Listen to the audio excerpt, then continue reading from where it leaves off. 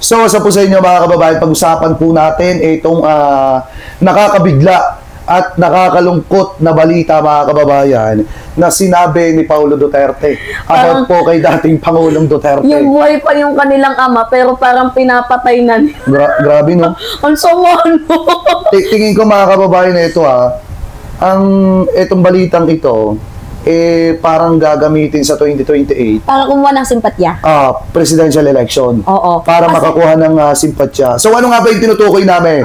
Kasi baka magtaka kayo, uy, bakit may mga balita kayong sinasabing ganyan? Hindi namin maintindihan. So nakakita po tayo ng post galing po sa Di Umano. Ayan o. Hindi yung post mismo yan o. Yan. Diba? Galing po sa Di Umano, mga kababayan. Ayon po dito, ito daw po si dating Pangulong Duterte, handa na daw pong magpahinga. Ayon kay Congressman Pulong. Hindi, wait lang. Ready magpahinga sa anong klaseng pamamaraan? Kasi kung ready magpahinga, madaming ibig sabihin ng magpahinga. Yung ginagawa niya nga ngayon, di ba? Namamahinga na siya doon sa dahig. Mayroon din naman isang ibig sabihin ng pahinga, yung habang buhay na pahinga. Rest and peace. So, yung kasi, yung message ni Pulong Duterte, sinabi na din yan noon ni VP Sara Duterte.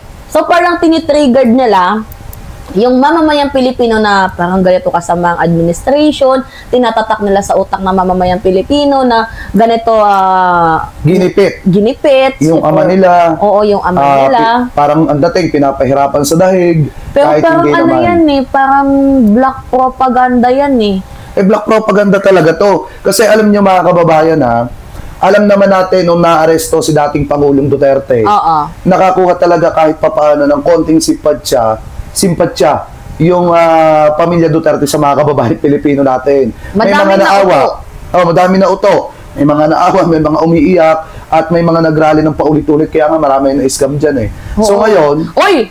By the way, speaking of scam, diba? Ganito. May scam din sa administration. Diba? Yung namamangka sa dalawang ilog. Sino ba yun?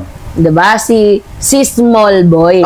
Ini-scam niya ang ating wait lang mga minamahal. Ini-scam niya ang ating admin.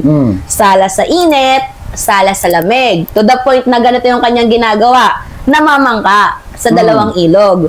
Kumbaga, kampi siya, harap-harapan kila PBBM, pero sa likod naman, sinasaksak niya. Kasi can you imagine meron siyang bata doon sa dahig. Si Alpotera. Oo, si Alpotera. At siya yung nagpa-funds ng mga rally, mga foods. Kaya nga tingnan niyo yung mga vloggers doon, naka-business class, diba? Tama. Diba? So, sila yung nagpa-funds ng rally doon, diba? Para saksakin patalikod itong si PBBM. Speaking of scam kasi scammer naman talaga itong si Digong, and siguro I think may mga kasamahan din siya na parang tumulad sa kanyang ugali kagaya ni Small Boy na nangi-scam din, diba? Kung sakaling matalo yung admin, di nakabangka siya sa kabila kasi pwede niyang sabihin na Digs, ako yung nagpondo ng diba? Ng Sara, baka naman. Tulungan mo kami sa kasong kakaharapin namin. Ngayon, hindi na pa naman siya pinapansin ng First Lady. Kaya nga, may pahalik-halik pa sa noo. Pero... halik ng pudas. Kaya nga, tinatraidor niyo si First Lady. So kung talagang hindi kayo nagtatraidor kay First Lady, bakit hindi mo utusan si Alpotera na mag-post ng Sara resign? Sara resign. Kung talagang... Kasi alam naman namin na bata mo si Alpotera Kailangan pa ba namin i-countdown, ano ba tawag doon? Countdown. I-call out or at i-countdown ng ilang araw na pag-resignin mo itong si VP Sara Duterte. At utusan mo si Alpotera na mag-post. Kasi kung totoong maka-admin ka, huwag ka nang magpaka-plastic, diba? Ipakita mo yung totoo mong suporta, hindi yung nananaksa ka patalikod, diba? So, anyway, mga kababayan, going back sa ating topic. Going back to the topic, naisingit lang namin. So, ngayon, sabi pa dito, handa na umanong magpahinga si dating Pangulong Rodrigo Duterte ayon sa anak nitong si Davao City 1st District Representative Paulo Duterte. Sinabi ito ni Pulong sa kanyang pagharap sa mga taga-suporta ng dating Pangulo sa labas ng ICC Detention Facility sa Daheg, Netherlands, matapos bisitahin at makausap ang ama noong Nobyembre 12. So meaning ng handa ng magpahinga, alam nyo na kung anong ibig sabihin ng double meaning po yan.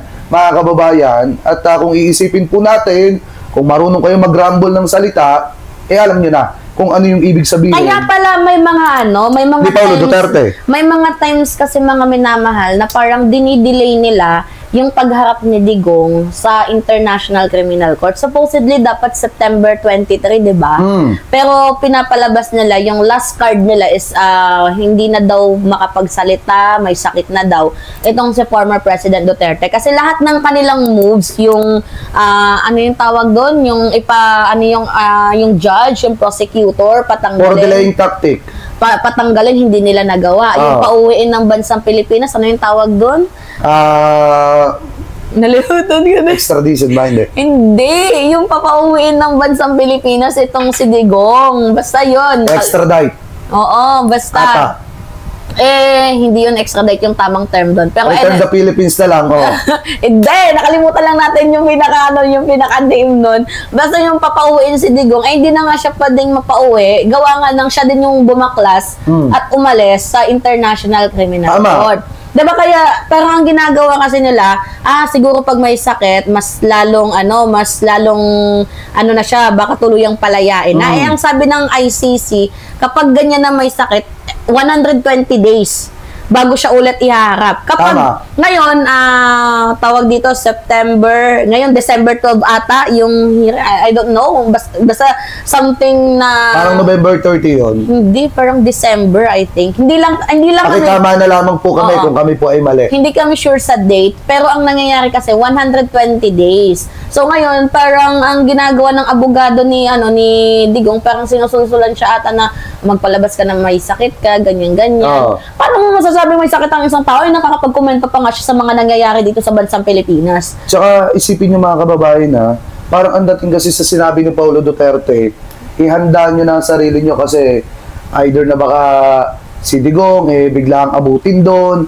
or di kaya naman kapag kakailangan na ng backup sa kampanya ni Sara Duterte, baka gamitin itong propaganda para makakuha ng suporta po sa inyo. Parang katulad ni ikaw nang bumanggit.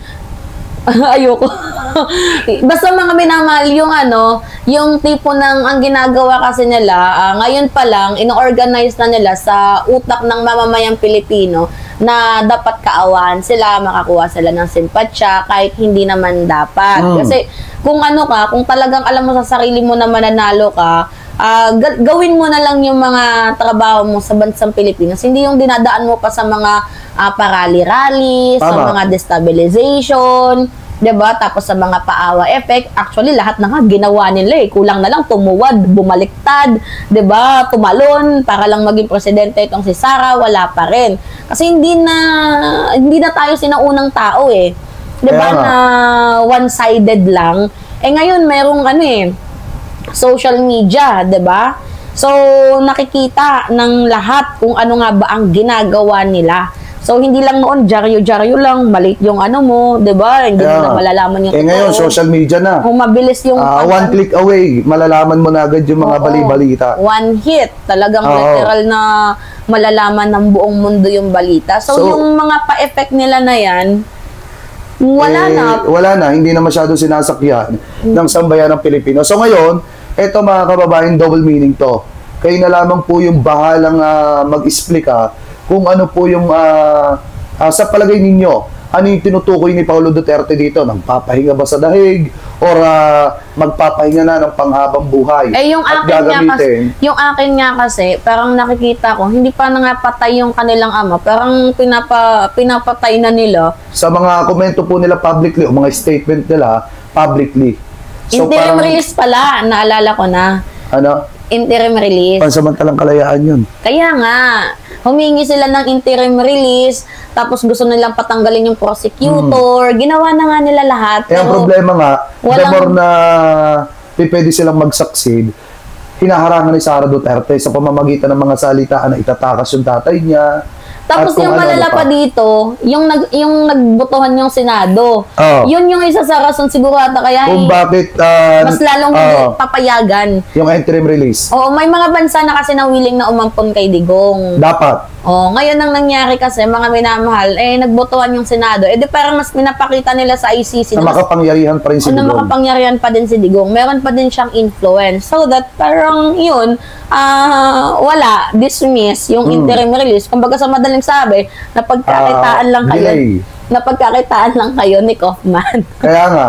So para sa akin mga kababayan kung kayo ang tatanungin, since double meaning nga yung sinabi ni Paulo Duterte, para sa inyo, ano sa palagay ninyo yung gustong ipahiwatig ni Paulo Duterte sa publiko? So, comment below na lamang po kung ano pa masasabi nyo hingil po sa topic at usapin po na yan.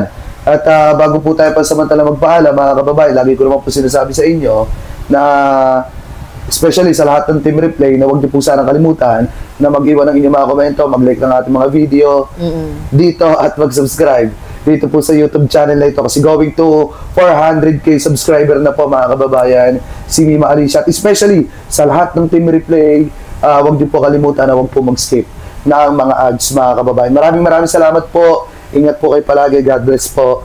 Thank you po.